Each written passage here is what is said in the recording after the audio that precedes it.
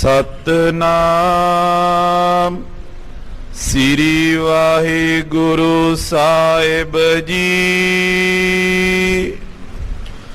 दोहरा श्री गुरु अर्जन सुदासर करें नरन कल्याण। कीरत कर कर चंद्रिका उज्जल दीप्त महान। वाहिगुरु जी का खालसा वाहिगुरु जी की फतेह। जुगो जुग अटल सतगुरु चवर छतर तख्त मालिक सतगुरु। हमारी प्यारी अमृत धारी गुर निमख न मन ते टारी रे। दर्शन परसन सरसन हरसन रंग रंगी करतारी रे। खेन राम गुर गम हर दम नह जाम हर कंठ नानक उरहारी रे। ऐसे जगत गुरु धन श्री गुरु ग्रंथ साहिब जी दी पवित्र छत्र छाया हेठ जुड़ बैठी गुरु की साजी और नवाजी हुई गुरु का खास रूप गुरु खालसा साध संगत जीओ। वड्या भागा वाले हो के निता प्रति गुरु चरणा च जुड़ के अपना समा ते सवास गुरु लेखे ला के सफला कर रहे। पंचम पातशाह शहीदां दे सरताज सतगुरु श्री गुरु अर्जन देव साहब जी दे पवित्र इतिहास दी लड़ीवार कथा जो पंथ दे महान विद्वान महाकवि कविराज भाई साहब भाई संतोख सिंह जी चूड़ामणी जी ने श्री गुर प्रताप सूरज ग्रंथ विच बड़ी शरधा भावना अदब सत्कार सहित लिखी है। आप जी बहुत ही अदब सत्कार सहित प्रेम सहित गुरु चरणा च जुड़ के सरवण कर दे। चंदू मलेच्छताई दी बिरती धारण करके सतगुरां दा वैर चितवदा नरवैर सतगुरां नाल वैर चितवदा कई तरह दीयां विਉਂਤਬੰਦੀਆਂ बनाउंदा है। बादशाह जहांगीर दे कंन भरदा है पर बादशाह भी हाले दीयां सुणाईयां होईयां गल्लां दे नाल इन्ना ज़्यादा प्रभावित नहीं हुंदा। इहने आख्या जी बाबा प्रिथी चंद जी अकाल चलाना कर गए ने, उन्हां दा पुत्र गद्दी ते बैठना चाहुंदा पर वो तुहाडे कोलों प्रवानगी लैना चाहुंदा भी तुसीं उहनूं सिरे पाओ भेजो पग भेजो। तो बादशाह जहांगीर ने अपने खजाने चो एक पग कढ़ के और सिरे पाओ चंदू नूं दिता ते चंदू ने बाबे मेहरबान तक वो पहुंचदा कीता है।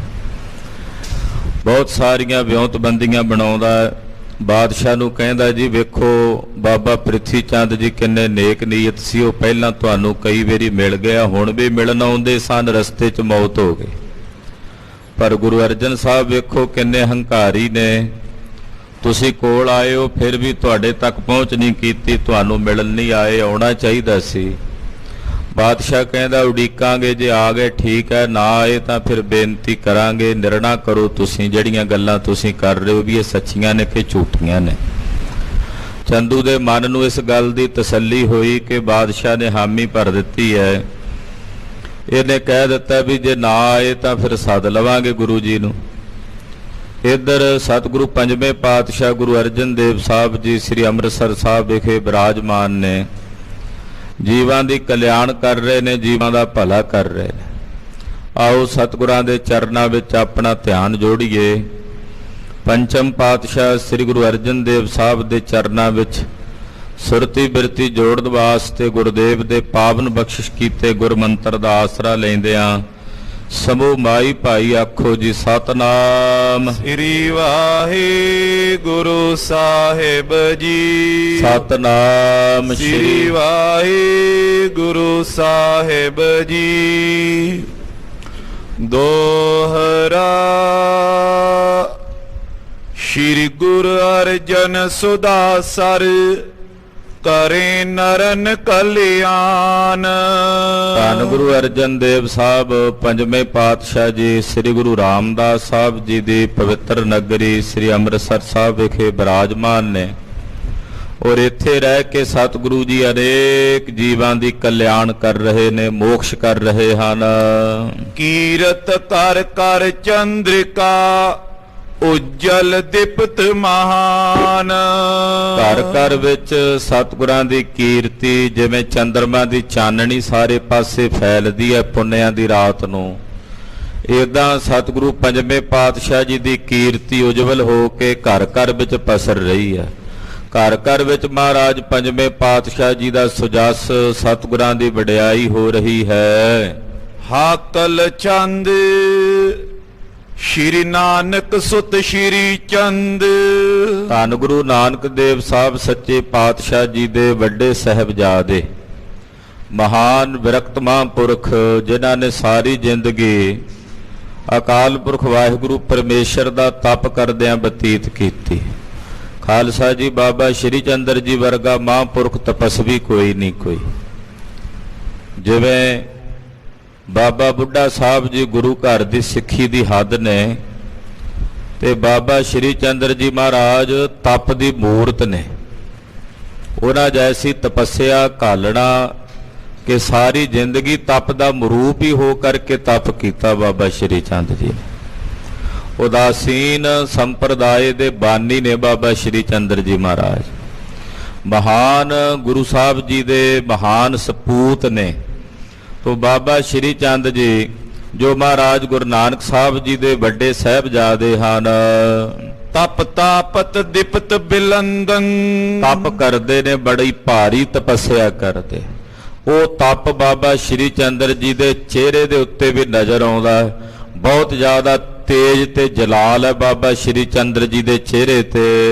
ਅਭਿਆਸ ਯੋਗ ਮੈਂ ਭਾਰੀ। ਜਿਹੜਾ ਸੂਖਸ਼ਮ ਯੋਗ ਹੈ ਖਾਲਸਾ ਜੀ, ਹੱਠ ਯੋਗ ਦਾ ਗੁਰੂ ਘਰ ਚ ਖੰਡਨ ਹੈ, ਪਰ ਜਿਹੜਾ ਸੂਖਸ਼ਮ ਯੋਗ ਹੈ ਉਹਨੂੰ ਸਤਿਗੁਰਾਂ ਨੇ ਪ੍ਰਵਾਨ ਕੀਤਾ। ਜਿਹੜਾ ਸੂਖਸ਼ਮ ਯੋਗ ਹੈ, ਉਸ ਸੂਖਸ਼ਮ ਯੋਗ ਦੀ ਜਿਹੜੀ ਸਾਧਨਾ ਹੈ, ਤਪ ਹੈ, ਉਹ ਬਾਬਾ ਸ਼੍ਰੀ ਚੰਦਰ ਜੀ ਬੜੀ ਭਾਰੀ ਤਪੱਸਿਆ ਕਰਦੇ, ਅਭਿਆਸ ਕਰਦੇ ਹਨ। ਹੋਏ ਸਫਲ ਜੇ ਗਿਰਾ ਉਚਾਰੀ। ਜਿਹੜਾ ਵੀ ਬਚਨ ਬਾਬਾ ਸ਼੍ਰੀ ਚੰਦਰ ਜੀ ਮਹਾਰਾਜ ਆਪਣੇ ਮੁਖੋਂ ਕਰ ਦਿੰਦੇ ਨੇ, ਉਹ ਬਚਨ ਪੂਰਾ ਹੋ ਜਾਂਦਾ। ਜਿਹੜਾ ਵੀ ਬੋਲ, ਜਿਹੜਾ ਵੀ ਬਚਨ ਆਪਣੀ ਰਸਨਾ ਤੋਂ ਕਰਦੇ ਨੇ, ਉਹ ਪੂਰਾ ਹੋ ਜਾਂਦਾ ਹੈ। ਨਿਤ ਦਾਸ ਕਮਲੀਆ ਪਾਸੀ। ਬਾਬਾ ਜੀ ਦਾ ਇੱਕ ਸੇਵਾਦਾਰ ਸੀ, ਉਹਦਾ ਨਾਮ ਸੀ ਭਾਈ ਕਮਲੀਆ, ਨੂੰ ਭਾਈ ਗੋਦੜੀਆ ਵੀ ਲਿਖਿਆ ਇਤਿਹਾਸ 'ਚ।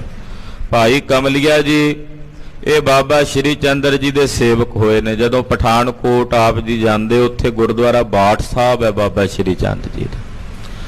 62 ਸਾਲ ਆਪਣੇ ਜੀਵਨ ਦੇ ਬਾਬਾ ਜੀ ਨੇ ਉੱਥੇ ਤਪੱਸਿਆ ਕੀਤੀ, ਤਦੇ ਉਹਨੂੰ ਬਾਠ ਕਹਿੰਦੇ ਆ, ਬਾਠ ਸਾਹਿਬ। 62 ਸਾਲ ਉੱਥੇ 62 ਸਾਲ ਦੀ ਸੇਵਾ 'ਚ ਭਾਈ ਕਮਲੀਆ ਜੀ ਵੀ ਬਾਬਾ ਜੀ ਦੇ ਕੋਲ ਰਹੇ। ਉੱਥੇ ਹੀ ਭਾਈ ਕਮਲੀਆ ਜੀ ਨੇ ਆਪਣਾ ਸਰੀਰ ਤਿਆਗਿਆ, ਉਹਨਾਂ ਦੀ ਸਮਾਧੀ ਹੈ ਉੱਥੇ। ਅੰਗੀਠਾ ਬਾਬਾ ਭਾਈ ਕਮਲੀਆ ਜੀ ਦਾ ਉੱਥੇ ਹੈ। ਤੋ ਭਾਈ ਕਮਲੀਆ ਜੀ ਜੋ ਬਾਬਾ ਸ਼੍ਰੀ ਚੰਦਰ ਜੀ ਦੇ ਬਹੁਤ ਹੀ ਪਿਆਰੇ ਸੇਵਕ ਨੇ, ਹਰ ਵੇਲੇ ਉਹਨਾਂ ਦੀ ਸੇਵਾ 'ਚ ਹਾਜ਼ਰ ਰਹਿੰਦੇ ਹਨ। ਮਤ ਵਿਸ਼ਿਆਨ ਵਿਖੇ ਉਦਾਸੀ। ਵਿਸ਼ਿਆਂ ਵਿਕਾਰਾਂ ਵੱਲੋਂ ਭਾਈ ਕਮਲੀਆ ਜੀ ਦੀ ਜਿਹੜੀ ਬਿਰਤੀ ਆ, ਉਹ ਉਦਾਸ ਰਹਿੰਦੀ ਹੈ। ਜਿਵੇਂ ਬਾਬਾ ਸ਼੍ਰੀ ਚੰਦਰ ਜੀ ਮਹਾਨ ਵਿਰਕਤ ਮਹਾਂਪੁਰਖ ਨੇ, ਉਹਨਾਂ ਦੀ ਸੇਵਾ ਕਰਦਿਆਂ ਕਰਦਿਆਂ ਭਾਈ ਕਮਲੀਆ ਜੀ ਵੀ ਬੜੀ ਉੱਚੀ ਅਵਸਥਾ ਨੂੰ ਪ੍ਰਾਪਤ ਹੋ ਗਏ ਨੇ। ਉਹਨਾਂ ਦੀ ਵੀ ਵਿਸ਼ਿਆਂ ਵਿਕਾਰਾਂ ਵੱਲੋਂ ਜਿਹਦੀ ਮਤ ਹੈ, ਉਹ ਪਰਾਮ ਰਹਿੰਦੀ ਹੈ। ਇੱਕ ਸੇਵ ਕਰਨ ਹੀ ਪਾਵੇ। ਭਾਈ ਕਮਲੀਆ ਜੀ ਨੂੰ ਕੇਵਲ ਇੱਕ ਸੇਵਾ ਹੀ ਸੁਝਦੀ ਆ ਬਾਬਾ ਸ਼੍ਰੀ ਚੰਦ ਜੀ ਦੀ। ਰਾਤ ਦਿਨ ਉਹ ਸੇਵਾ ਵਿੱਚ ਹੀ ਤਤਪਰ ਰਹਿੰਦੇ ਨੇ। ਸੇਵਾ ਤੋਂ ਬਿਨਾਂ ਕੋਈ ਹੋਰ ਸੰਕਲਪ ਭਾਈ ਕਮਲੀਆ ਜੀ ਦੇ ਚਿੱਤ ਵਿੱਚ ਨਹੀਂ ਫੁਰਦਾ। ਨਿਸਬਾਸੁਰ ਬਹੁਤ ਕਮਾਵੇ। ਰਾਤ ਦੇ ਨੱਠੇ ਪੈਰ ਸੇਵਾ 'ਚ ਹੀ ਭਾਈ ਕਮਲੀਆ ਜੀ ਬਾਬਾ ਸ਼੍ਰੀ ਚੰਦਰ ਜੀ ਦੀ ਸੇਵਾ 'ਚ ਹੀ ਰਹਿੰਦੇ ਹਨ। ਤਿਸ ਨਿਕਟ ਦੇਖ ਸ਼੍ਰੀ ਚੰਦ। ਇੱਥੇ ਮਹਾਰਾਜ ਗੁਰੂ ਨਾਨਕ ਪਾਤਸ਼ਾਹ ਦਾ ਸਥਾਨ ਹੈ, ਡੇਰਾ ਬਾਬਾ ਨਾਨਕ। ਬਾਬਾ ਸ਼੍ਰੀ ਚੰਦ ਜੀ ਨੇ ਨਗਰ ਵਸਾਇਆ ਸੀ, ਡੇਰਾ ਬਾਬਾ ਨਾਨਕ। ਤੋਂ ਕਰਤਾਰਪੁਰ ਸਾਹਿਬ ਤੋਂ ਮਹਾਰਾਜ ਸੱਚੇ ਪਾਤਸ਼ਾਹ ਜੀ ਦੀ ਅੰਗੀਠੇ ਦੀ ਰਾਖ ਲਿਆ ਕੇ ਇੱਥੇ ਬਾਬਾ ਜੀ ਨੇ ਅਸਥਾਨ ਬਣਾਇਆ ਸੀ, ਬਾਬਾ ਸ਼੍ਰੀ ਚੰਦਰ ਜੀ ਨੇ। ਜੋ ਹੁਣ ਇੱਧਰ ਬਾਰਡਰ ਦੇ ਉੱਤੇ ਹੈ, ਬਟਾਲੇ ਤੋਂ ਪਰੇ ਨੂੰ ਜਾਈਏ, ਡੇਰਾ ਬਾਬਾ ਨਾਨਕ। ਤੋਂ ਇੱਥੇ ਬਾਬਾ ਜੀ ਰਹਿੰਦੇ ਸੀ, ਬਾਬਾ ਸ਼੍ਰੀ ਚੰਦ ਜੀ। ਭਾਈ ਕਮਲੀਏ ਨੂੰ ਇੱਕ ਦਿਨ ਆਪਣੇ ਸਨਮੁਖ ਬੈਠਿਆਂ ਵੇਖਿਆ, ਤਪ ਕਰਦੇ ਸੀ, ਕਈ ਦਿਨ ਸਮਾਧੀ 'ਚ ਰਹਿਣਾ। ਇੱਕ ਦਿਨ ਅੱਖਾਂ ਖੋਲੀਆਂ ਤੇ ਭਾਈ ਕਮਲੀਏ ਨੂੰ ਆਪਣੇ ਸਾਹਮਣੇ ਵੇਖਿਆ। ਬਚ ਭਾਖਿਓ ਕਾਰਜ ਵੰਦਨ, ਕਹਿਣ ਲੱਗੇ ਕੋਈ ਕੰਮ ਕਹਿਣਾ ਸੀ, ਸੇਵਾ ਕਹਿਣੀ ਸੀ ਭਾਈ ਕਮਲੀਏ ਨੂੰ। ਉਹ ਕੰਮ ਕਹਿਣ ਵਾਸਤੇ ਬੋਲੇ। ਪਉ ਸੁਨੋ ਕਮਲੀਆ ਨੀਕਾ, ਕਹਿਣ ਲੱਗੇ ਭਾਈ ਕਮਲੀਆ ਜੀ ਸੁਣੋ ਧਿਆਨ ਦੇ ਨਾਲ ਭਲੀ ਗੱਲ। ਗੁਰ ਸੋਢੀ ਕੁਲ ਕੋ ਟੀਕਾ, ਸੋਢੀਆਂ ਦੀ ਕੁਲ ਦੇ ਟੀਕੇ, ਸੋਢੀਆਂ ਦੀ ਕੁਲ ਦੇ ਸ਼੍ਰੋਮਣੀ, ਸੋਢੀਆਂ ਦੀ ਕੁਲ ਦੇ ਭੂਸ਼ਣ ਪੰਚਮ ਪਾਤਸ਼ਾਹ ਧੰਨ ਸ੍ਰੀ ਗੁਰੂ ਅਰਜਨ ਦੇਵ ਸਾਹਿਬ ਜੀ ਮਹਾਰਾਜ ਜੀ ਹਨ। ਸ਼੍ਰੀ ਅਰਜਨ ਧੀਰਜ ਧਾਰੀ, ਉਹ ਮਹਾਨ ਧੀਰਜ ਨੂੰ ਧਾਰਨ ਕਰਨ ਵਾਲੇ ਮਹਾਨ ਅਕਾਲ ਪੁਰਖ ਵਾਹਿਗੁਰੂ ਪਰਮੇਸ਼ਰ ਦਾ ਹੀ ਅਵਤਾਰ ਨੇ ਇਸ ਧਰਤੀ ਤੇ। ਨਿਤ ਬਨਿਓ ਰਹਿਤ ਉਪਕਾਰੀ, ਗੁਰੂ ਅਰਜਨ ਦੇਵ ਸਾਹਿਬ ਜੀ ਨੇਤੀ ਉਪਕਾਰ ਕਰਦੇ ਨੇ। ਬਾਬਾ ਸ਼੍ਰੀ ਚੰਦਰ ਜੀ ਕਹਿ ਰਹੇ ਭਾਈ ਕਮਲੀਆ ਜੀ ਨੂੰ, ਕਮਲੀਆ ਜੀ ਪੰਜਵੇਂ ਪਾਤਸ਼ਾਹ ਬੜੇ ਪਰਉਪਕਾਰੀ ਸਤਿਗੁਰੂ ਨੇ, ਉਹ ਨੇਤੀ ਪਰਉਪਕਾਰ ਕਰਦੇ ਨੇ, ਜੀਵਾਂ ਦਾ ਭਲਾ ਕਰਦੇ ਨੇ, ਕੋਈ ਨਾ ਕੋਈ ਪਰਉਪਕਾਰ ਦਾ ਕਾਜ ਕਰੀ ਜਾਂਦੇ ਹਨ। ਤਿਨ ਆਪਣੋ ਨੰਦਨ ਵਿਆਇਆ, ਤੇ ਮੈਨੂੰ ਪਤਾ ਲੱਗਾ, ਖਬਰ ਲੱਗੀ ਹੈ ਕਿ ਉਹਨਾਂ ਨੇ ਪਿੱਛੇ ਆਪਣੇ ਸਾਹਿਬਜ਼ਾਦੇ ਸ੍ਰੀ ਗੁਰੂ ਹਰਗੋਬਿੰਦ ਸਾਹਿਬ ਦਾ ਵਿਆਹ ਕੀਤਾ। ਉਹਨਾਂ ਨੇ ਆਪਣੇ ਸਾਹਿਬਜ਼ਾਦੇ ਛੇਵੇਂ ਪਾਤਸ਼ਾਹ ਗੁਰੂ ਹਰਗੋਬਿੰਦ ਸਾਹਿਬ ਦਾ ਵਿਆਹ ਕੀਤਾ ਤੇ ਬੜਾ ਸੁੰਦਰ ਵਿਆਹ ਹੋਇਆ, ਬੜੀ ਸੋਹਣੀ ਸ਼ਾਦੀ ਹੋਈ। ਡੱਲੇ ਪਿੰਡ 'ਚ ਜਾ ਕੇ ਉਹ ਬਰਾਤ ਲੈ ਕੇ ਪਹੁੰਚੇ ਸਨ। ਹਰ ਗੋਬਿੰਦ ਚੰਦ ਉਮਾਹਾ, ਗੁਰੂ ਅਰਜਨ ਦੇਵ ਸਾਹਿਬ ਦੇ ਸਾਹਿਬਜ਼ਾਦੇ ਵੀ ਉਹਨਾਂ ਵਾਂਗੂ ਹੀ ਨੇ। ਗੁਰੂ ਹਰਗੋਬਿੰਦ ਸਾਹਿਬ ਜੀ ਜੋ ਮਹਾਨ ਸੁੰਦਰ ਸਵਰੂਪ ਹਨ। ਇੱਕ ਸੰਮਤ ਜਬੇ ਬਿਤਾਏ, ਗੁਰੂ ਅਰਜਨ ਦੇਵ ਸਾਹਿਬ ਜੀ ਬਾਬੇ ਕਿਆਂ ਦਾ ਬੜਾ ਸਤਿਕਾਰ ਕਰਦੇ, ਕਿਉਂਕਿ ਬਾਬਾ ਸ਼੍ਰੀ ਚੰਦਰ ਜੀ ਉਹਨਾਂ ਨੂੰ ਬਾਬੇ ਕਿਆਂ ਕਹਿੰਦੇ ਸੀ। ਗੁਰੂ ਨਾਨਕ ਸਾਹਿਬ ਦੇ ਸਾਹਿਬਜ਼ਾਦੇ ਜੋ ਸੀ, ਤੇ ਗੁਰੂ ਅਰਜਨ ਸਾਹਿਬ ਜੀ ਸਾਡਾ ਇੰਨਾ ਸਤਿਕਾਰ ਕਰਦੇ, ਸਾਡੇ ਨਾਲ ਇੰਨਾ ਪ੍ਰੇਮ ਕਰਦੇ ਨੇ ਵੀ ਹਰ ਸਾਲ ਬਾਅਦ ਜਦੋਂ 1 ਸਾਲ ਦਾ ਸਮਾਂ ਬੀਤਦਾ ਹੈ, ਤਨ ਹਮ ਟਿਗ ਪੇਟ ਪਟਾਏ, ਸਾਡੇ ਗੁਜਰਾਨ ਵਾਸਤੇ 500 ਰੁਪਈਆ ਭੇਜਦੇ ਹੁੰਦੇ ਐ। ਪੰਜਵੇਂ ਪਾਤਸ਼ਾਹ ਆਪ ਵੀ ਗਏ ਡੇਰਾ ਬਾਬਾ ਨਾਨਕ। ਜਦੋਂ ਤੁਸੀਂ ਦਰਸ਼ਨ ਕਰੋ ਨਾ ਤੇ ਉੱਥੇ ਮਹਾਰਾਜ ਗੁਰੂ ਅਰਜਨ ਦੇਵ ਸਾਹਿਬ ਜੀ ਦਾ ਵੀ ਅਸਥਾਨ ਹੈ। ਗੁਰੂ ਹਰਗੋਬਿੰਦ ਸਾਹਿਬ ਵੀ ਉੱਥੇ ਗਏ ਐ, ਬਾਬਾ ਸ਼੍ਰੀ ਚੰਦਰ ਜੀ ਨੂੰ ਮਿਲੇ। ਤੋ ਬਾਬਾ ਸ਼੍ਰੀ ਚੰਦ ਜੀ ਕਹਿੰਦੇ ਵੀ ਪੰਜਵੇਂ ਪਾਤਸ਼ਾਹ ਇੰਨੇ ਪਰਉਪਕਾਰੀ ਨੇ, ਉਹ ਸਾਡੇ ਨਾਲ ਇੰਨਾ ਪ੍ਰੇਮ ਕਰਦੇ ਆ, ਸਾਡਾ ਸਨਮਾਨ ਕਰਦੇ ਆ ਵੀ ਹਰ ਸਾਲ ਸਾਨੂੰ 500 ਰੁਪਈਆ ਜਿਹੜਾ ਉਹ ਗੁਰੂ ਕੇ ਖਜ਼ਾਨੇ ਚੋਂ ਭੇਜਦੇ ਹਨ। ਗਿਣ ਦੀਤ ਪੰਜ ਸਹਿ ਸਾਰੇ, ਉਹ 500 ਰੁਪਈਆ ਗਿਣ ਕੇ ਨਾ ਘੱਟ ਨਾ ਵੱਧ ਸਾਡੇ ਕੋਲ ਭੇਜਦੇ ਹਨ। ਅਬ ਕਹਿਨੇ ਰਿਦ ਵਿਚਾਰੇ, ਪਰ ਹੁਣ ਸਾਲ ਤੋਂ ਥੋੜੇ ਜਿਹੇ ਦਿਨ ਉੱਤੇ ਹੋ ਗਏ ਨੇ, ਇਸ ਵਾਰੀ ਨਹੀਂ ਹਾਲੇ ਉਹਨਾਂ ਨੇ ਮਾਇਆ ਭੇਜੀ। ਹਾਲਾਂਕਿ ਬਾਬਾ ਸ਼੍ਰੀ ਚੰਦ ਜੀ ਵਿਰਕਤ ਮਹਾਂਪੁਰਖ ਨੇ। ਇਹ ਤਾਂ ਪ੍ਰੇਮ ਦੀ ਖੇਡ ਹੈ ਵੀ ਕਿਤੇ ਪੰਜਵੇਂ ਪਾਤਸ਼ਾਹ ਨੇ ਸਾਨੂੰ ਭੁਲਾ ਤਾਂ ਨਹੀਂ ਦਿੱਤਾ, ਨਹੀਂ ਤਾਂ ਬਾਬਾ ਜੀ ਤਾਂ ਮਹਾਂਪੁਰਖ ਤਪੱਸਿਆ ਦੇ ਮੂਰਤ ਨੇ, ਮਾਇਆ ਤਾਂ ਜਿੰਨੀ ਮਰਜ਼ੀ ਪ੍ਰਗਟ ਕਰ ਲੈਣ। ਇਹ ਪ੍ਰੇਮ ਦੀ ਖੇਡ ਸੀ ਵੀ ਸਾਲ ਹੋ ਗਿਆ ਉਹਨਾਂ ਨੇ ਸਾਨੂੰ ਯਾਦ ਨਹੀਂ ਕੀਤਾ, ਵੀ ਸਾਲ ਤੋਂ ਸਮਾਂ ਉੱਪਰ ਹੋ ਗਿਆ, ਇਸ ਵੇਰੀ ਉਹਨਾਂ ਨੇ ਸਾਨੂੰ ਚੇਤੇ ਨਹੀਂ ਕੀਤਾ। ਲੱਖ ਦੁਗਣੀ ਪਈ ਅਕੋਰਾ, ਇਸ ਵੇਰੀ ਤਾਂ ਸਗੋਂ ਉਹਨਾਂ ਵੱਲ ਦੁੱਗਣੀ ਭੇਟਾ ਬਣਦੀ ਹੈ ਵੀ ਅੱਗੇ ਤਾਂ 500 ਰੁਪਈਆ ਭੇਜਦੇ ਆ ਸਾਲਾਨਾ, ਇਸ ਵੇਰੀ ਦੁੱਗਣੀ ਬਣਦੀ ਹੈ ਭੇਟਾ। ਕਿਉਂ? ਉਹ ਦੱਸਦੇ ਨੇ ਇੱਕ ਵਿਆਹ ਬਰਸ ਕੀ ਔਰਾ, ਦੁੱਗਣੀ ਭੇਟਾ ਤਾਂ ਬਣਦੀ ਵੀ ਇਸ ਵੇਰੀ ਤਾਂ ਉਹਨਾਂ ਨੇ ਆਪਣਾ ਪੁੱਤ ਵੀ ਵਿਆਹਿਆ, ਉਹਦੀ ਵੀ ਵਧਾਈ ਬਣਦੀ ਆ ਸਾਡੇ ਵਾਸਤੇ। ਵੀ ਇੱਕ ਤਾਂ ਚਲੋ ਸਾਲਾਨਾ ਉਹ 500 ਰੁਪਈਆ ਭੇਜਦੇ ਆ, ਤੇ ਦੂਸਰੀ ਇਸ ਵੇਰੀ ਵਧਾਈ ਉਹਨਾਂ ਵੱਲ ਦੁੱਗਣੀ ਬਣਦੀ ਹੈ ਕਿ ਉਹਨਾਂ ਨੇ ਆਪਣੇ ਸਾਹਿਬਜ਼ਾਦੇ ਦੀ ਸ਼ਾਦੀ ਕੀਤੀ ਹੈ, ਗੁਰੂ ਹਰਗੋਬਿੰਦ ਸਾਹਿਬ ਜੀ ਨੂੰ ਵਿਆਹ ਕੇ ਲਿਆਏ ਨੇ, ਤੇ ਉਹਦੀ ਵਧਾਈ ਵੀ ਸਾਡੇ ਬਣਦੀ ਹੈ। ਤੂੰ ਗਮਨੋ ਤਿਨੋ ਆਵਾਸਾ, ਭਾਈ ਕਮਲੀਆ ਜੀ ਏਦਾਂ ਕਰੋ ਵੀ ਤੁਸੀਂ ਆਪ ਚਲੇ ਜਾਓ ਪੰਜਵੇਂ ਪਾਤਸ਼ਾਹ ਕੋਲ, ਧੰਨ ਗੁਰੂ ਅਰਜਨ ਦੇਵ ਸਾਹਿਬ ਦੇ ਘਰ ਜਾਓ। ਹੋਏ ਕਠਨ ਲਿਓ ਤਨ ਪਾਸਾ, ਉਹਨਾਂ ਦੇ ਪਾਸ ਜਾ ਕੇ ਸਾਡਾ ਸੁਨੇਹਾ ਦਿਓ ਕਿ ਬਾਬਾ ਸ਼੍ਰੀ ਚੰਦ ਜੀ ਕਹਿੰਦੇ ਵੀ ਸਾਡੀ ਭੇਟਾ ਨਹੀਂ ਭੇਜੀ ਮਹਾਰਾਜ ਜੀ ਇਸ ਵੇਰਾ ਆਪ ਜੀ ਨੇ, 500 ਰੁਪਈਆ ਬਣਦੀ ਸਾਲ ਬਾਅਦ ਆਪ ਜੀ ਭੇਟ ਭੇਜਦੇ ਹੋ। ਇਸ ਵਾਰ ਨਹੀਂ ਭੇਜੀ, ਇਸ ਵਾਰੀ ਤਾਂ ਦੁੱਗਣੀ ਬਣਦੀ ਹੈ। ਇਹ ਜਾ ਕੇ ਤੁਸੀਂ ਕਹਿਣਾ ਹੈ, ਕੋ ਹਮ ਦਿਸ਼ ਤੇ ਅਸਬਾਤੀ। ਸਾਡੇ ਵੱਲੋਂ ਮਹਾਰਾਜ ਪੰਜਵੇਂ ਪਾਤਸ਼ਾਹ ਜੀ ਨੂੰ ਇਹ ਬਚਨ ਜ਼ਰੂਰ ਕਹਿਓ, ਦਿਓ 1000 ਥਾਤੀ। ਕਿ ਇਸ ਵਾਰੀ ਅਸੀਂ 500 ਨਹੀਂ, ਇਸ ਵਾਰੀ ਅਸੀਂ 1000 ਰੁਪਈਆ ਲੈਣਾ, ਦੁੱਗਣੇ ਲੈਣੇ ਆ। ਕਿਉਂਕਿ ਇਸ ਵਾਰੀ ਵਿਆਹ ਕੀਤਾ ਆਪ ਜੀ ਨੇ ਪੁੱਤ ਦਾ, ਤੇ ਸ਼ਾਦੀ ਦਾ ਵੀ ਸਾਡਾ ਸ਼ਗਨ ਬਣਦਾ, ਸਾਡੀ ਵਧਾਈ ਬਣਦੀ ਹੈ। ਅਰ ਚੰਚਲ ਏਕ ਤੁਰੰਗਾ। ਉਹਨਾਂ ਨੂੰ ਕਿਹਾ ਵੀ ਜਿੱਥੇ 1000 ਰੁਪਈਆ ਦੇਣ, ਉੱਥੇ ਇੱਕ ਵਧੀਆ ਜਿਹਾ ਘੋੜਾ ਵੀ ਭੇਜਣ ਸਾਡੇ ਵਾਸਤੇ। ਚੰਚਲ, ਚੰਚਲ ਕਹਿੰਦੇ ਜਿਹੜਾ ਬਹੁਤ ਬਲੀ ਹੋਵੇ। ਚੰਚਲ ਕਹੀਏ ਜਿਹੜਾ ਬਹੁਤ ਜ਼ਿਆਦਾ ਪੈਰਾਂ ਨੂੰ ਜ਼ਮੀਨ ਤੇ ਆਲਸੀ ਘੋੜਾ ਨਹੀਂ ਨਾ ਚੰਗਾ ਹੁੰਦਾ। ਜਿਹੜਾ ਦਲਿਦਰੀ ਜਿਹਾ ਬਣ ਕੇ ਖਲੋਤਾ ਰਹੇ ਉਹ ਚੰਗਾ ਨਹੀਂ ਲੱਗਦਾ, ਸੋਹਣਾ ਨਹੀਂ ਲੱਗਦਾ।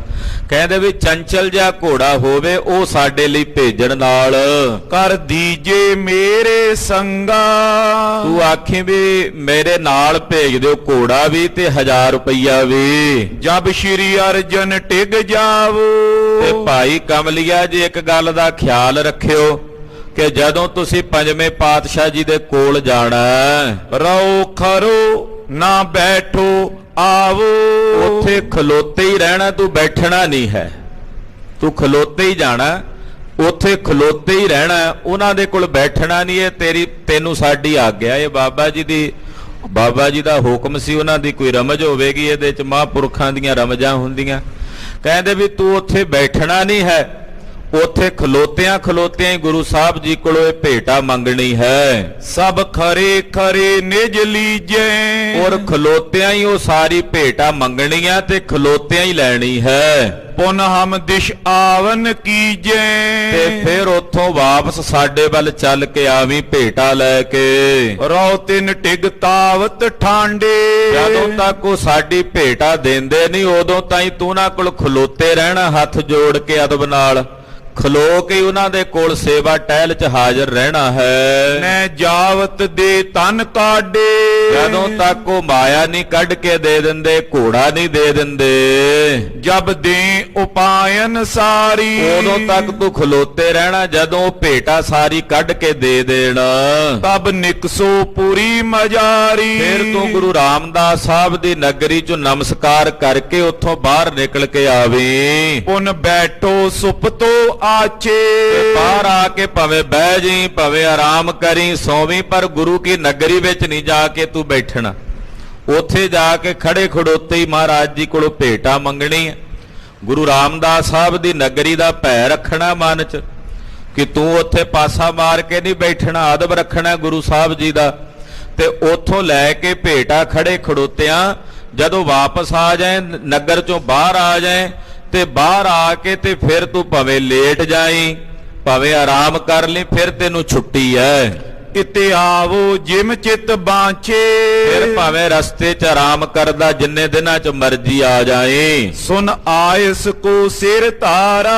ਬਾਬਾ ਸ਼੍ਰੀ ਚੰਦ ਜੀ ਦੀ ਇਹ ਆਗਿਆ ਭਾਈ ਕਮਲੀਆ ਜੀ ਨੇ ਸੁਣੀ ਤੇ ਕਹਿਣ ਲੱਗਾ, ਬਾਬਾ ਜੀ 7 ਬਚਨ। ਕਰ ਬੰਧਨ ਪੰਥ ਪਦਾਰਾ।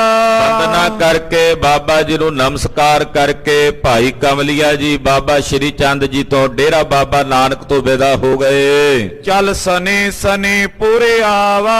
ਸਹਿਜੇ ਸਹਿਜੇ ਚੱਲ ਕੇ ਭਾਈ ਕਮਲੀਆ ਜੀ ਸਤਿਗੁਰੂ ਗੁਰੂ ਰਾਮਦਾਸ ਸਾਹਿਬ ਜੀ ਦੀ ਨਗਰੀ ਸ੍ਰੀ ਅੰਮ੍ਰਿਤਸਰ ਸਾਹਿਬ ਪੁੱਜੇ ਹਨ। ਵਿੱਚ ਪ੍ਰਵਸ਼ਿਓ ਪਿਖ ਮੁੱਦ ਪਾਵਾ। ਜਦੋਂ ਗੁਰੂ ਰਾਮਦਾਸ ਸਾਹਿਬ ਦੀ ਨਗਰੀ ਚ ਆਏ ਭਾਈ ਕਮਲੀਆ ਜੀ ਬੜੇ ਵਰਿਆਂ ਬਾਅਦ ਆਏ ਸੀ। ਵੇਖਿਆ ਨਗਰੀ ਦੀਆਂ ਰੌਣਕਾਂ ਬੜੀਆਂ ਸੁੰਦਰ, ਬੜੇ ਸੋਹਣੇ ਬਾਜ਼ਾਰ ਰਚੇ ਨੇ, ਸੋਹਣਾ ਦਰਬਾਰ ਬਣਿਆ ਹੋਇਆ, ਸੋਹਣਾ ਸਰੋਵਰ ਬਣਿਆ ਹੋਇਆ। ਵੇਖ ਕੇ ਭਾਈ ਕਮਲੀਆ ਜੀ ਬਹੁਤ ਹੀ ਖੁਸ਼ ਹੋਏ। ਸ਼੍ਰੀ ਅਰਜਨ ਥਿਤ ਜਿਸ ਥਾਨਾ। ਜਿਸ ਜਗ੍ਹਾ ਤੇ ਸਤਿਗੁਰੂ ਗੁਰੂ ਅਰਜਨ ਦੇਵ ਸਾਹਿਬ ਜੀ ਮਹਾਰਾਜ ਜੀ ਬਿਰਾਜਮਾਨ ਸਨ।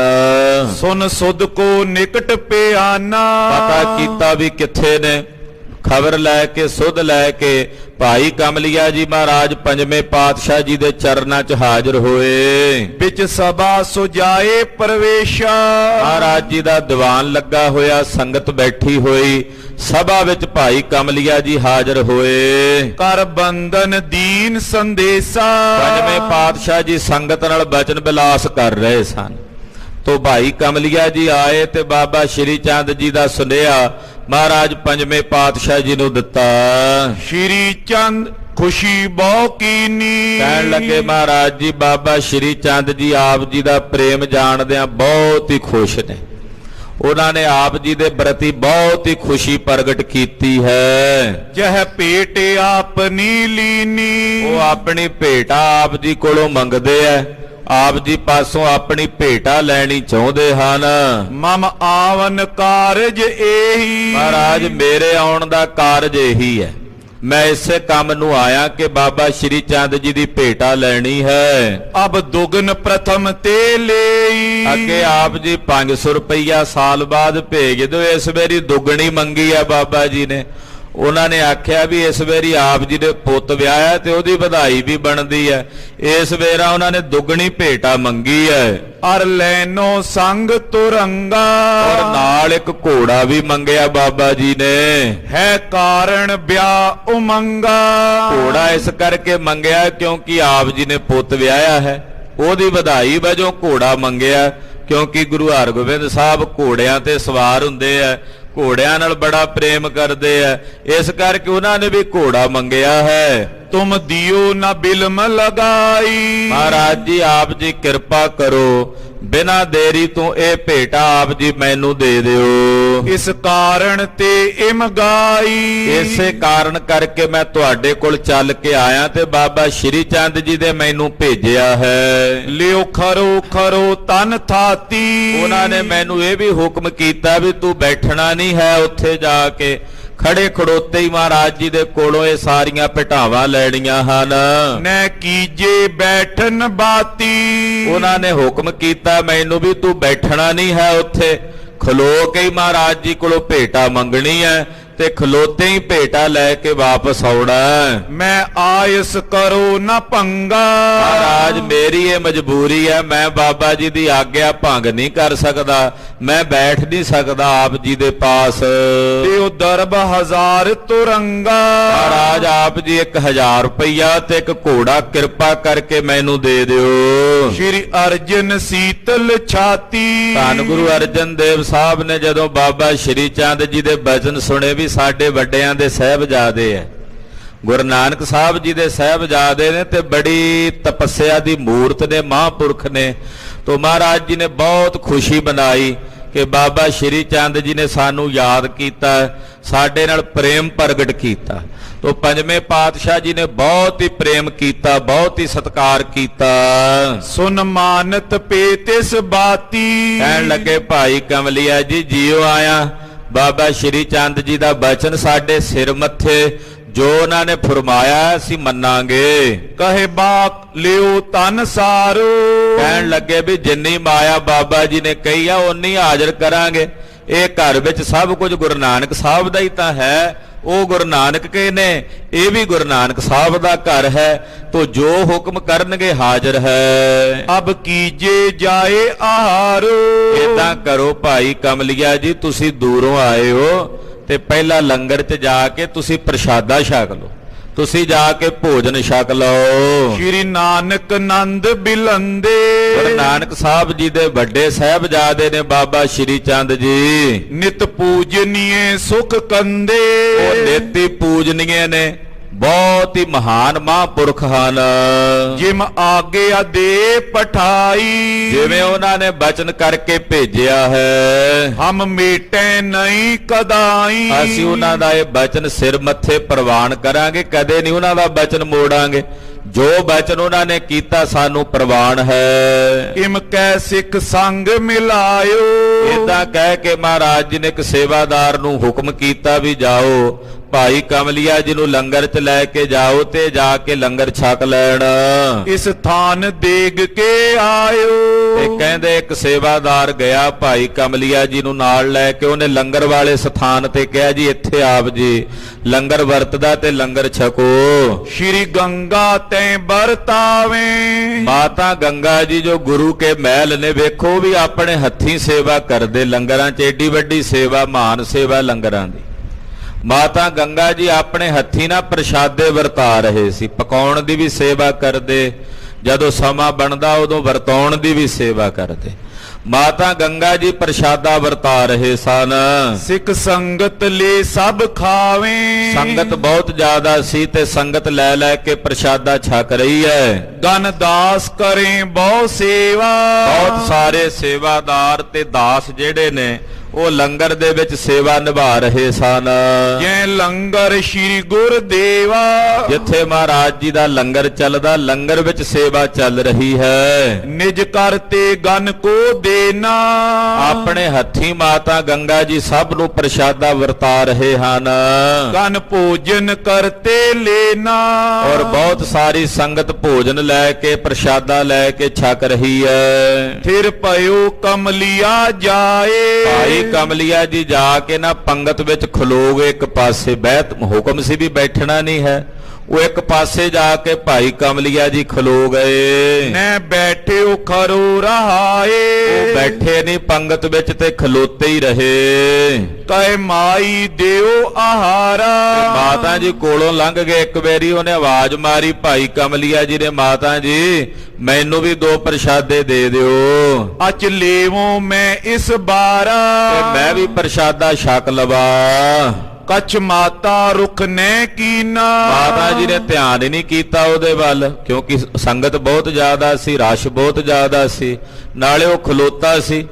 ਮਾਤਾ ਜੀ ਜਿਹੜੇ ਬੈਠੇ ਨੇ ਉਹਨਾਂ ਨੂੰ ਵਰਤਾ ਰਹੇ ਸਨ ਤੇ ਮਾਤਾ ਜੀ ਨੇ ਇਹਦੇ ਵੱਲ ਧਿਆਨ ਨਹੀਂ ਕੀਤਾ।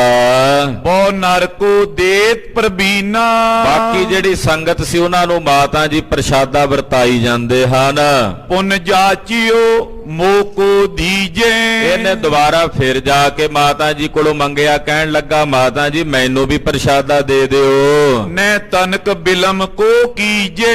ਮਾਤਾ ਜੀ ਦੇਰੀ ਨਾ ਲਾਓ, ਕਿਉਂਕਿ ਮੇਰਾ ਕੋਈ ਜ਼ਰੂਰੀ ਕਾਰਜ ਹੈ ਤੇ ਮੈਂ ਜਾ ਕੇ ਕਰਨਾ। ਆਪ ਜੀ ਕਿਰਪਾ ਕਰਕੇ ਮੈਨੂੰ ਪ੍ਰਸ਼ਾਦਾ ਦੇ ਦਿਓ। ਗਨ ਸਿੱਖਨ ਬਾਂਟਤ ਸੋਈ। ਤੇ ਮਾਤਾ ਜੀ ਤੁਸੀਂ ਸਾਰੇ ਸਿੱਖਾਂ ਨੂੰ ਪ੍ਰਸ਼ਾਦਾ ਵੰਡ ਰਹੇ ਹੋ ਤੇ ਮੈਨੂੰ ਵੀ ਵੰਡ ਦਿਓ, ਦੇ ਦਿਓ। ਚਿਤ ਮੈਂ ਅਤ ਕਾਹਲ ਹੋਈ। ਉਹ ਮਾਤਾ ਜੀ ਸੰਗਤ ਬਹੁਤ ਜ਼ਿਆਦਾ ਸੀ, ਸਾਰੇ ਕੋਈ ਇਧਰੋਂ ਮੰਗਦਾ ਪ੍ਰਸ਼ਾਦਾ, ਕੋਈ ਉਧਰੋਂ, ਤੇ ਸੰਗਤ ਜ਼ਿਆਦਾ ਹੋਣ ਕਰਕੇ ਸੁਭਾਵਕ ਸੀ ਮਨ ਥੋੜਾ ਜਿਹਾ ਕਾਲਾ ਜਿਹਾ ਪਿਆ ਹੋਇਆ ਸੀ ਮਾਤਾ ਜੀ ਦਾ ਪ੍ਰਸ਼ਾਦਾ ਵਰਤਾਉਂਦਿਆਂ। ਬਚ ਬੋਲੀ ਐਦੀ ਜੈਸੇ। ਸੁਭਾਵਕ ਹੀ ਮਾਤਾ ਜੀ ਮਨ ਕਾਲਾ ਜਿਹਾ ਪਿਆ, ਰਸ਼ ਜ਼ਿਆਦਾ ਸੀ ਤੇ ਕਾਲਾ ਜਿਹਾ ਪਿਆ ਹੋਇਆ ਤੇ ਮਾਤਾ ਜੀ ਮਨ ਚ ਸੋਚ ਕੇ ਵੀ ਇਹ ਖਲੋਤਾ ਪ੍ਰਸ਼ਾਦਾ ਮੰਗੀ ਜਾਂਦਾ, ਕਹਿਣ ਲੱਗੀ ਵੀ ਤੂੰ ਐਦੀ ਐ, ਵੀ ਐਦੀਆਂ ਵਾਂਗੂ ਖਲੋ ਕੇ ਪ੍ਰਸ਼ਾਦਾ ਮੰਗਦਾ, ਵੀ ਮੈਨੂੰ ਪਹਿਲਾਂ ਦਿਓ। ਏਦਾਂ ਬਚਨ ਕਰ ਦਿੱਤਾ ਸੁਭਾਵਕ ਹੀ ਮਾਤਾ ਜੀ ਨੇ। ਰਹਿ ਖਰੋ ਜਾਚ ਤੋ ਐਸੇ। ਤੂੰ ਖਲੋਤਾ ਪ੍ਰਸ਼ਾਦਾ ਮੰਗੀ ਜਾਣਾ, ਵੀ ਤੂੰ ਐਦੀਆਂ ਜਿਹੜਾ ਬਹਿਣਾ ਨਹੀਂ ਹੈ, ਵੀ ਐਦੀ ਹੁੰਦੇ ਜਿਹੜੇ ਬਹਿੰਦੇ ਨਹੀਂ ਹੁੰਦੇ, ਤੇ ਤੂੰ ਐਦੀਆਂ ਵੀ ਬੈਠਦਾ ਨਹੀਂ, ਖਲੋਤਾ ਪ੍ਰਸ਼ਾਦਾ ਮੰਗੀ ਜਾਣਾ। ਨੈ ਬੈਠੇ ਧੀਰਜ ਪਾਈ। ਤੂੰ ਧੀਰਜ ਰੱਖ ਕੇ ਬਹਿੰਦਾ ਨਹੀਂ, ਹੌਸਲਾ ਕਰਕੇ ਬੈਠਦਾ ਨਹੀਂ। ਲੈ ਬਰਤੇ ਭੋਜਨ ਖਾਈ। ਇਹ ਜੇ ਬੈਠੇਗਾ, ਬੈਠ ਕੇ ਤੈਨੂੰ ਪ੍ਰਸ਼ਾਦਾ ਸਾਰਿਆਂ ਨੂੰ ਵਰਤ ਰਿਹਾ, ਤੈਨੂੰ ਵੀ ਮਿਲ ਜਾਏਗਾ। ਇਮ ਕਹਿ ਕਰ ਦਿਓ ਆਹਾਰਾ। ਏਦਾਂ ਨਾਲੇ ਮਾਤਾ ਨੇ ਬਚਨ ਵੀ ਕਰ ਦਿੱਤਾ, ਨਾਲੇ 2 ਪ੍ਰਸ਼ਾਦੇ ਵੀ ਉਹਨੂੰ ਫੜਾ ਦਿੱਤੇ, ਵੀ ਤੂੰ ਬਹਿੰਦਾ ਨਹੀਂ ਹੈ, ਹੌਸਲਾ ਕਰਕੇ ਸਾਰੇ ਬਹਿ ਕੇ ਪ੍ਰਸ਼ਾਦਾ ਛਕਦੇ ਆ, ਤੂੰ ਐਦੀਆਂ ਵੀ ਖਲੋਤਾ ਹੀ ਪ੍ਰਸ਼ਾਦਾ ਮੰਗੀ ਜਾਣਾ। ਨਾਲੇ ਏਦਾਂ ਬਚਨ ਕਰਤਾ, ਨਾਲੇ ਪ੍ਰਸ਼ਾਦਾ ਵੀ ਦੇ ਦਿੱਤਾ। ਲੈ ਅਚਵੇ ਉਠਾਂਡੇ ਸਾਰਾ। ਭਾਈ ਕਮਲੀਏ ਨੇ ਪ੍ਰਸ਼ਾਦਿਆਂ ਤੇ ਸਬਜ਼ੀ ਭਾਜੀ ਲਈ ਤੇ ਖਲੋਤਿਆਂ ਹੀ ਉਹ ਪ੍ਰਸ਼ਾਦਾ ਭਾਈ ਕਮਲੀਆ ਜੀ ਨੇ ਛਕ ਲਿਆ। ਕਰ ਪਾਣੀ ਪਾਨ ਪਖਾਰੇ। ਜਲ ਛਕਿਆ ਤੇ ਜਲ ਛਕ ਕੇ ਹੱਥ ਧੋ ਲਏ। ਪੁਨ ਤੈਂ ਤੇ ਨਿਕਸ ਪਧਾਰੇ। ਲੰਗਰ ਚੋਂ ਨਿਕਲ ਕੇ ਭਾਈ ਕਮਲੀਆ ਜੀ ਬਾਹਰ ਆਏ, ਜਿੱਥੇ ਪੰਜਵੇਂ ਪਾਤਸ਼ਾਹ ਜੀ ਬਿਰਾਜਮਾਨ ਸਨ।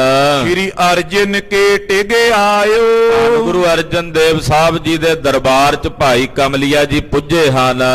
ਮੋਏ ਦੀਜੇ ਬਾਕ ਅਲਾਇਓ।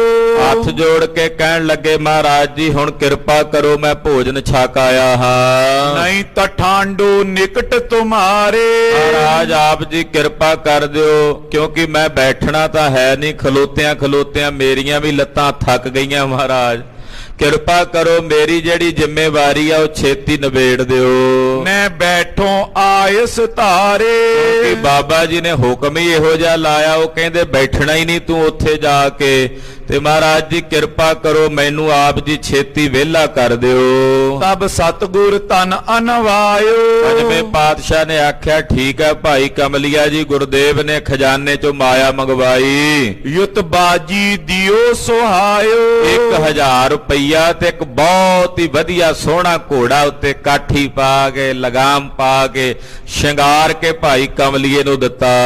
ਨਿਜ ਸੇਵਕ ਸੰਗ ਰਲਾਇਓ। ਨਾਲ ਆਪਣਾ ਇੱਕ ਸੇਵਾਦਾਰ ਵੀ ਭੇਜਿਆ ਵੀ ਘੋੜਾ ਜਾਣਾ ਨਾਲ, ਤੇ ਸੇਵਾਦਾਰ ਵੀ ਭੇਜਿਆ ਵੀ ਨਾਲ ਜਾਓ, ਭਾਈ ਕਮਲੀਆ ਜੀ ਇਕੱਲੇ ਨੇ। ਇੱਕ ਸੇਵਾਦਾਰ ਵੀ ਨਾਲ ਮਹਾਰਾਜ ਜੀ ਨੇ ਭੇਜ ਦਿੱਤਾ।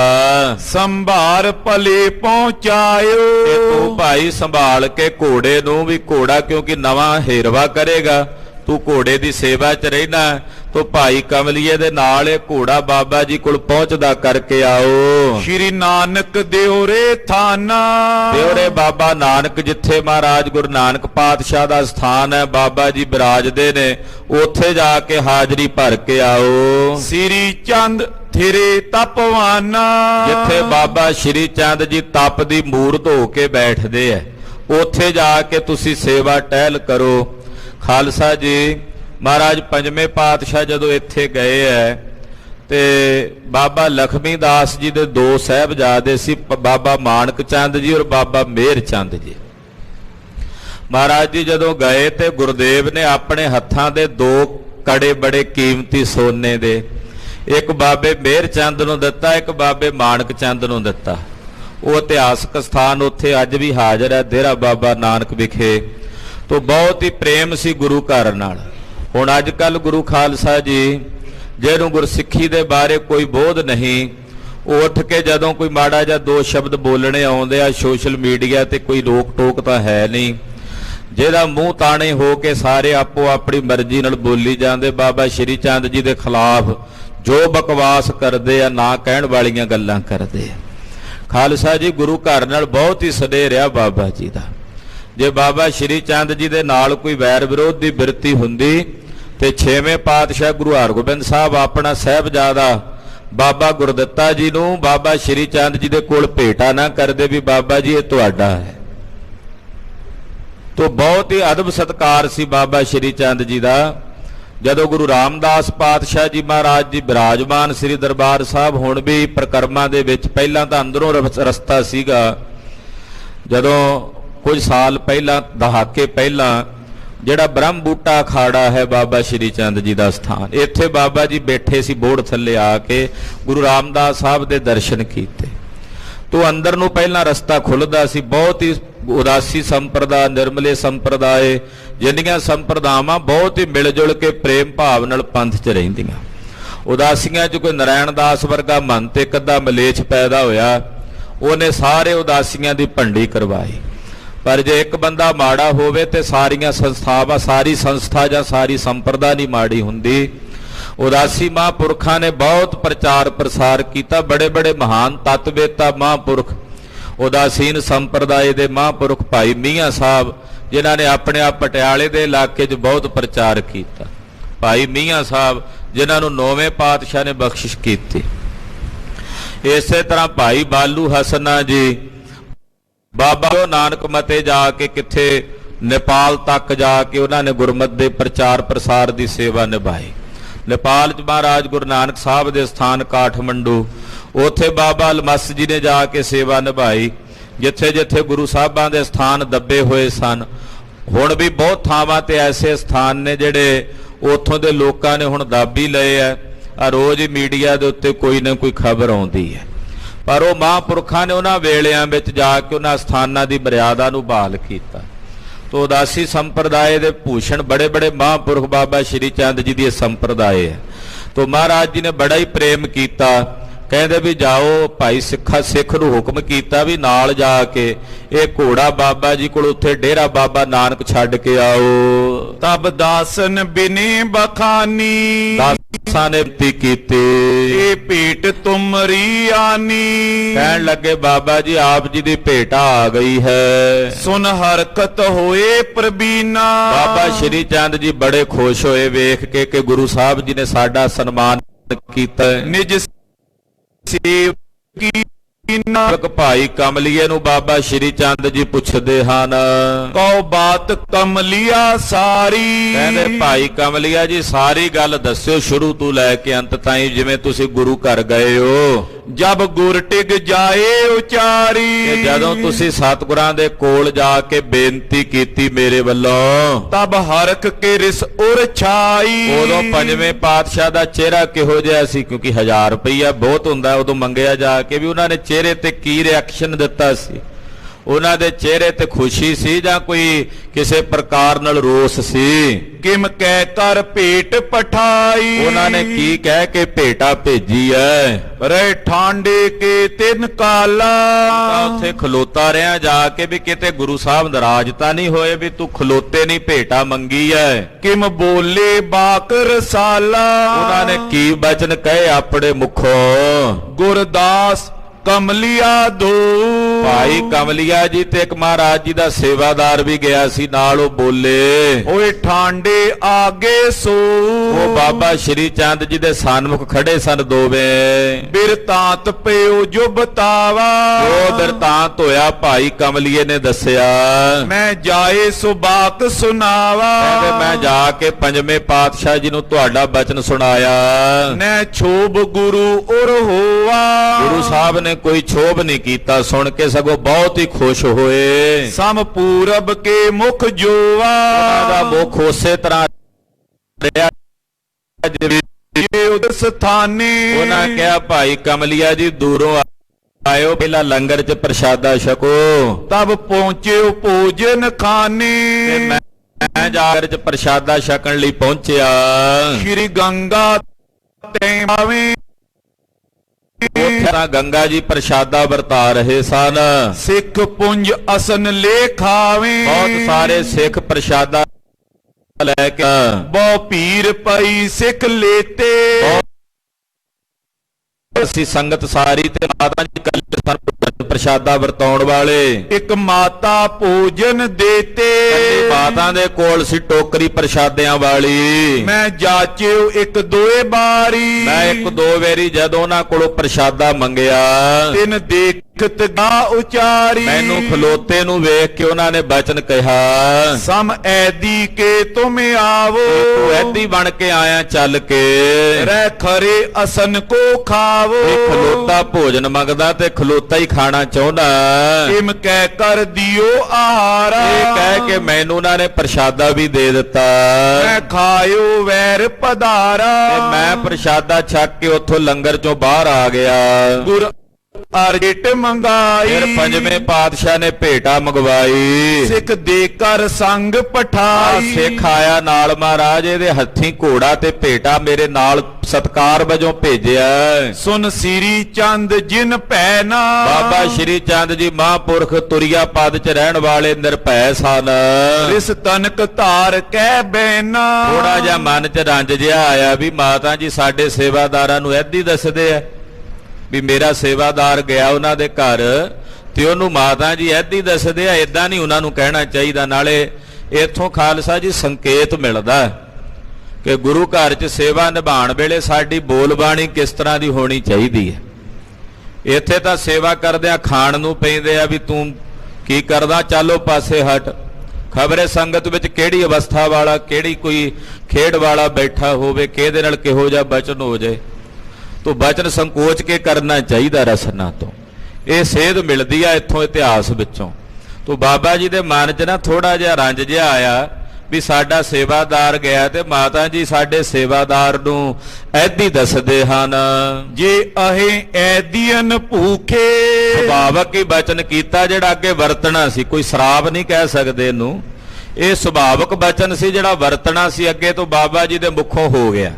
ਕਹਿਣ ਲੱਗੇ, ਅੱਛਾ ਜੇ ਮਾਤਾ ਜੀ ਹੋਣਾ ਨੂੰ ਇੰਨੀ ਇੱਛਾ ਵੀ ਉਹਨਾਂ ਦੇ ਘਰ ਐਦੀ ਚੱਲ ਕੇ ਆਵਣ। ਚਿਤ ਚੈਤ ਕੈਤ ਬਚ ਰੂਖੇ, ਉਹ ਰੁੱਖਾ ਬਚਨ ਸਾਡੇ ਸੇਵਾਦਾਰ ਨੂੰ ਬੋਲੇ ਨੇ। ਤੋ ਐਦੀ ਤਿਨ ਘਰ ਆਵੇ। ਤੇ ਚਲੋ ਫਿਰ ਆ ਹੀ ਜਾਣਗੇ ਐਦੀ ਉਹਨਾਂ ਦੇ ਘਰ। ਜੇ ਮਾਤਾ ਜੀ ਨੂੰ ਇੱਛਾ ਹੀ ਆ ਵੀ ਐਦੀ ਆਵਣ ਤੇ ਫਿਰ ਆ ਜਾਣਗੇ ਸਰਕਾਰੀ ਐਦੀ ਉਹਨਾਂ ਦੇ ਘਰ।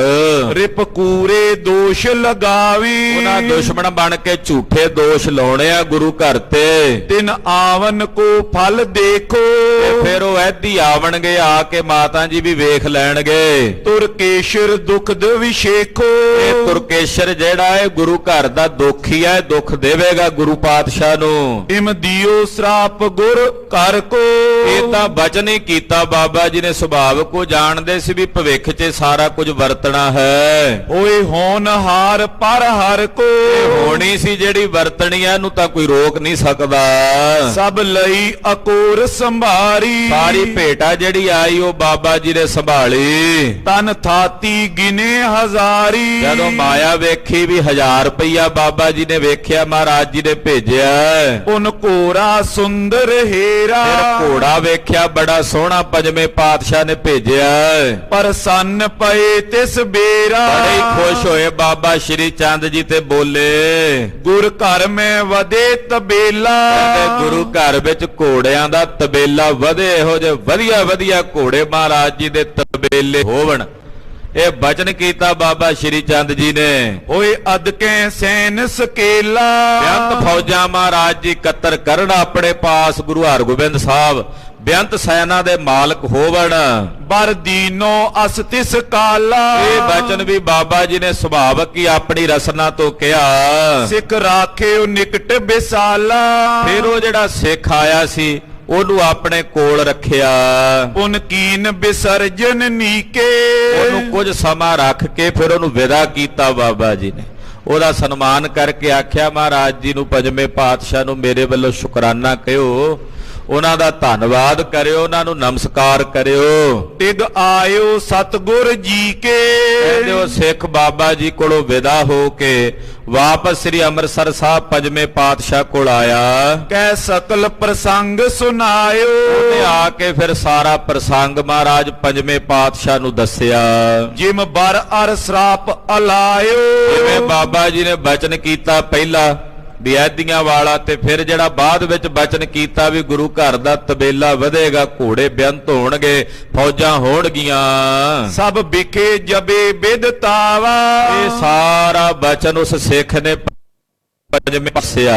ਇਹ ਬਚਨ ਹੁਣ ਸਾਰੀ ਸੰਗਤ ਵਿੱਚ ਪ੍ਰਗਟ ਹੋਇਆ। ਸ਼੍ਰੀ ਗੰਗਾ ਸੁਨ ਦੁਖ ਪਾਵਾ, ਜਦੋਂ ਮਾਤਾ ਗੰਗਾ ਜੀ ਨੇ ਸੁਣਿਆ ਤੇ ਬਹੁਤ ਮਨ ਨੂੰ ਦੁੱਖ ਲੱਗਾ ਵੀ ਮੈਂ ਬੜਾ ਗਲਤ ਬਚਨ ਕੀਤਾ।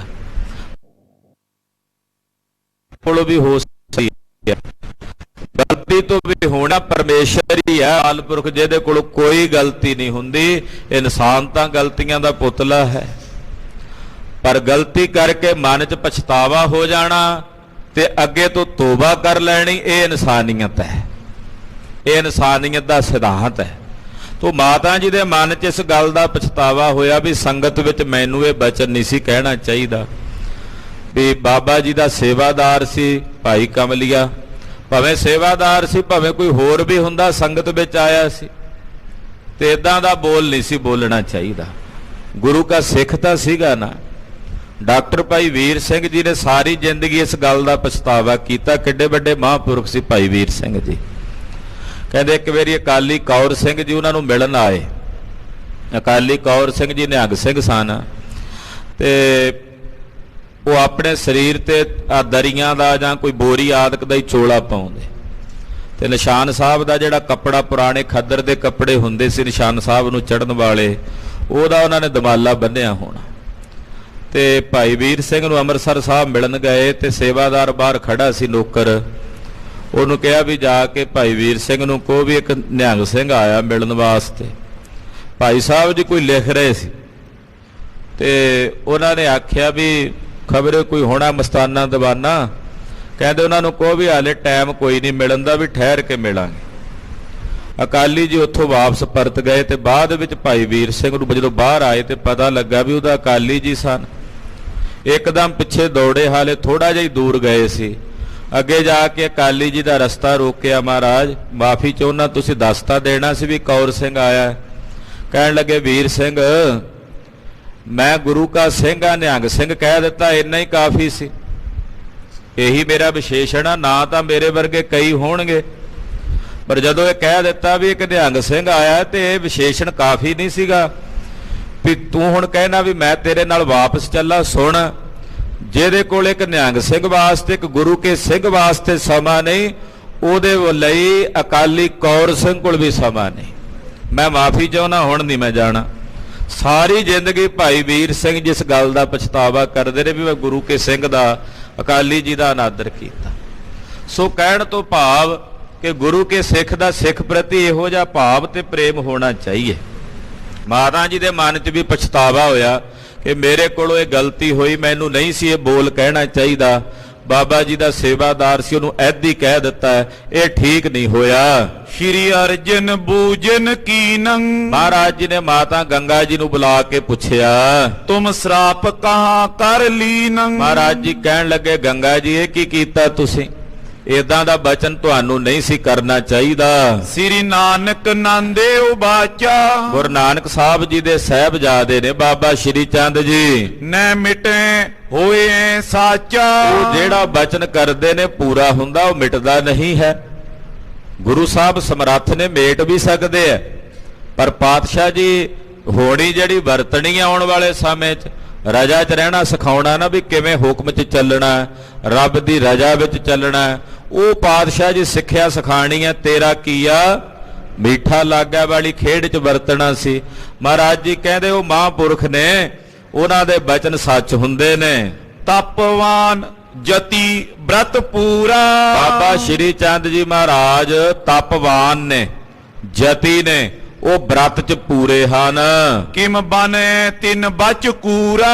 ਉਹਨਾਂ ਦਾ ਬਚਨ ਨਹੀਂ ਝੂਠਾ ਹੋ ਸਕਦਾ, ਜੋ ਕਹਿ ਦਿੰਦੇ ਆ ਸੱਚ ਹੁੰਦਾ। 150 ਸਾਲ ਦੇ ਨੇੜੇ ਬਾਬਾ ਸ਼੍ਰੀ ਚੰਦ ਜੀ ਦੀ ਉਮਰ ਹੋਈ, ਬਹੁਤ ਲੰਮੀ ਆਯੂ ਦੇ ਮਾਲਕ। ਸਾਰੀ ਜ਼ਿੰਦਗੀ ਭਜਨ ਕੀਤਾ ਬਾਬਾ ਜੀ ਨੇ, ਸਾਰਾ ਜੀਵਨ ਹੀ ਤਪ ਕੀਤਾ। ਪੰਜਵੇਂ ਪਾਤਸ਼ਾਹ ਬਹੁਤ ਹੀ ਸਨਮਾਨ ਕਰ ਰਹੇ ਉਹਨਾਂ ਦਾ। ਸੁਨ ਗੰਗਾ ਸਕਲ ਸੁਨਾਈ। ਮਾਤਾ ਗੰਗਾ ਜੀ ਨੇ ਫਿਰ ਦੱਸੀ ਸਾਰੀ ਗੱਲਬਾਤ ਵੀ ਕੀ ਹੋਇਆ ਸੀ। ਬੜ ਭੀਰ ਵਿਖੇ ਅਕੁਲਾਈ। ਕਹਿਣ ਲੱਗੇ ਮਹਾਰਾਜ ਜੀ ਵੀ ਸੰਗਤ ਬਹੁਤ ਜ਼ਿਆਦਾ ਸੀ ਤੇ ਪ੍ਰਸ਼ਾਦੇ ਵਰਤਾਉਣ ਵਾਲੀ ਮੈਂ ਕੱਲੀ ਸਾਂ, ਤੇ ਭੀੜ ਜ਼ਿਆਦਾ ਹੋਣ ਕਰਕੇ ਮਨ ਥੋੜਾ ਜਿਹਾ ਕਾਲਾ ਪੈ ਗਿਆ ਸੀ, ਵਿਆਕੁਲ ਹੋ ਗਿਆ ਸੀ। ਸੋ ਮੰਗੇ ਕਰੋ ਆਹਾਰਾ। ਫਿਰ ਉਹ ਖਲੋਤੇ ਖਲੋਤੇ ਪ੍ਰਸ਼ਾਦਾ ਮੰਗ ਰਹੇ ਸੀ ਭਾਈ ਕਮਲੀਆ ਜੀ। ਨੈ ਬੈਠਿਓ ਤਬੇ ਨਿਹਾਰਾ। ਮੈਂ ਵੇਖਿਆ ਵੀ ਉਹ ਬੈਠੇ ਨਹੀਂ, ਮੈਂ ਬੈਠਣ ਨੂੰ ਇਸ਼ਾਰਾ ਵੀ ਕੀਤਾ ਪਰ ਉਹ ਨਹੀਂ ਬੈਠੇ। ਬਚ ਨਿਸ਼ਠੁਰ ਜਾਚਤ ਜੋਆ। ਤੇ ਮੈਂ ਜਦੋਂ ਉਹਨਾਂ ਨੇ ਮੰਗਿਆ ਪ੍ਰਸ਼ਾਦਾ ਤੇ ਮੇਰੇ ਕੋਲੋਂ ਥੋੜਾ ਜਿਹਾ ਕਰੜਾ ਬੋਲ ਹੋ ਗਿਆ। ਉਹ ਕਾਇਲ ਮਮ ਚਿਤ ਹੋਆ। ਹੁਣ ਮੇਰੇ ਮਨ ਵਿੱਚ ਇਸ ਗੱਲ ਦਾ ਬਹੁਤ ਹੀ ਪਛਤਾਵਾ ਹੋ ਰਿਹਾ ਹੈ। ਸਮ ਐਦੀ ਕਰਿਓ ਉਚਾਰਾ। ਮੈਂ ਉਹਨਾਂ ਨੂੰ ਕਹਿ ਬੈਠੀ ਵੀ ਤੂੰ ਐਦੀ ਬਣ ਕੇ ਆਇਆ ਵੀ ਖਲੋਤਾ ਹੀ ਭੋਜਨ ਮੰਗੀ ਜਾਂਦਾ, ਬਹਿੰਦਾ ਕੋਈ ਨਹੀਂ। ਇਹ ਕਹਿ ਕੇ ਮੈਂ ਪ੍ਰਸ਼ਾਦਾ ਵੀ ਦੇ ਦਿੱਤਾ ਤੇ ਫਿਰ ਉਹਨਾਂ ਨੂੰ ਐਦੀ ਕਹਿ ਬੈਠੀ ਪੁਨ ਦਿਓ ਅਚਾਏ ਆਹਾਰਾ। ਫਿਰ ਉਹਨਾਂ ਨੂੰ ਪ੍ਰਸ਼ਾਦਾ ਵੀ ਛਕਾ ਦਿੱਤਾ। ਇੱਕ ਇਹੀ ਅਵਗਿਆ ਹੋਈ। ਮੇਰੇ ਕੋਲੋਂ ਬਸ ਇਹੀ ਇੱਕ ਅਵਗਿਆ ਹੋਈ ਕਿ ਮੈਂ ਉਹਨਾਂ ਨੂੰ ਐਦੀ ਕਹਿ ਬੈਠੀ। ਮੈਂ ਛਿਮਾ ਕਰੀ ਸੁਨ ਸੋਈ। ਤੇ ਬਾਬਾ ਜੀ ਦੇ ਮਨ 'ਚ ਰੋਸ ਆ ਗਿਆ ਇਸ ਗੱਲ ਦਾ ਵੀ ਸਾਡੇ ਸੇਵਾਦਾਰ ਨੂੰ ਮਾਤਾ ਨੇ ਐਦੀ ਆਖਿਆ, ਤੇ ਉਹਨਾਂ ਦੇ ਕੋਲੋਂ ਇਹ ਗੱਲ ਬਰਦਾਸ਼ਤ ਨਹੀਂ ਹੋਈ ਵੀ ਗੁਰੂ ਨਾਨਕ ਸਾਹਿਬ ਦੇ ਘਰੋਂ ਕੋਈ ਸੇਵਾਦਾਰ ਆਵੇ ਬਾਬੇ ਸ਼੍ਰੀ ਚੰਦ ਦਾ, ਤੇ ਉਹਨੂੰ ਭਲਾ ਮਾਤਾ ਜੀ ਨੂੰ ਐਦੀ ਕਹਿਣਾ ਚਾਹੀਦਾ ਵੀ ਇਹ ਸਰਕਾਰੀ ਬੰਦਾ, ਵੀ ਐਦੀ ਹੁਕਮਨਾਮਾ ਲੈ ਕੇ ਆਇਆ, ਇਦਾਂ ਨਹੀਂ ਸੀ ਕਹਿਣਾ ਚਾਹੀਦਾ। ਤੋ ਬਾਬਾ ਜੀ ਵੀ ਆਪਣੀ ਜਗ੍ਹਾ ਤੇ ਸਹੀ ਨੇ, ਉਹਨਾਂ ਨੇ ਵੀ ਜਿਹੜਾ ਬਚਨ ਕੀਤਾ ਹੈ ਉਹ ਵੀ ਸਹੀ ਹਨ। ਇਮ ਭਇਓ ਸਰਾਪ ਗੁਰ ਜਾਨਾ। ਇਦਾਂ ਪੰਜਵੇਂ ਪਾਤਸ਼ਾਹ ਜੀ ਨੂੰ ਪਤਾ ਵੀ ਹੁਣ ਇਹ ਬਚਨੇ ਤਾਂ ਹੋਣੀ ਹੈ, ਬਾਬਾ ਜੀ ਦੇ ਮੁਖੋਂ ਹੋਣੀ ਨਹੀਂ, ਬਚਨ ਕਵਾਇਆ। ਇਹ ਤਾਂ ਵਰਤਾਰਾ ਹੈ, ਇਹ ਆਉਣ ਵਾਲੇ ਸਮੇਂ 'ਚ ਇਦਾਂ ਹੀ ਵਰਤਣਾ, ਐਦੀਆਂ ਨੇ ਆਉਣਾ ਹੀ ਆ ਸਾਡੇ ਘਰ ਚੱਲ ਕੇ। ਹੋਏ ਹੋਣ ਹਾਰ ਕੋ ਮਾਨਾ। ਇਹ ਹੋਣੀ ਹੈ, ਇਹ ਤਾਂ ਹੁਣ ਹੋਣੀ ਨੂੰ ਮੰਨਣਾ ਹੀ ਪੈਣਾ ਹੈ। ਨੈ ਚਿੰਤ ਚਿੱਤ ਮੈਂ ਕੈਸੇ। ਪੰਜਵੇਂ ਪਾਤਸ਼ਾਹ ਦੇ ਚਿੱਤ 'ਚ ਕੋਈ ਚਿੰਤਾ ਨਹੀਂ। ਮਹਾਰਾਜ ਜੀ ਨੇ ਤਾਂ ਪਤਾ ਵੀ ਇਹ ਖੇਡ ਵਰਤਣੀ ਹੈ। ਸਾਨੂੰ ਚਿੰਤਾ ਹੁੰਦੀ ਕਿਉਂਕਿ ਸਾਨੂੰ ਪਤਾ ਨਹੀਂ ਵੀ ਅੱਗੇ ਕੀ ਹੋਣਾ।